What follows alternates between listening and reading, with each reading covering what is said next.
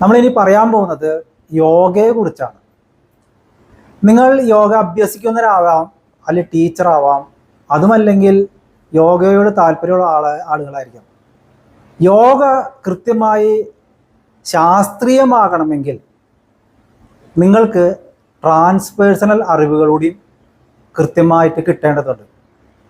നിങ്ങൾക്കറിയാമോ, നിങ്ങൾ യോഗ ചെയ്യുന്ന, പ്രാക്ടീസ് ചെയ്യുന്ന സ്ഥലം വളരെ പ്രാധാന്യമുള്ളതാണ്. അവിടങ്ങളിൽ വരുന്ന ട്രാൻസ്പേഴ്സണൽ ഫോഴ്സിനെ കുറിച്ച് നിങ്ങൾക്ക് അറിയാമോ? ആ ട്രാൻസ്പേഴ്സണൽ ഫോഴ്സ് നിങ്ങൾക്ക് അനുകൂലമല്ലെങ്കിൽ നിങ്ങൾ യോഗ ചെയ്തിട്ട് യാതൊരു ഫലവും ലഭിക്കില്ല.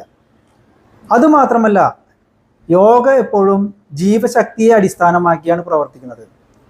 ഓരോ ആസനങ്ങളിലും നിങ്ങൾ ഈ ജീവശക്തിയെ ഫലപ്രദമായി ഉപയോഗിക്കാൻ കഴിയുന്നുണ്ടോ? നിങ്ങൾക്ക് അത് കൃത്യമായി കഴിയണം.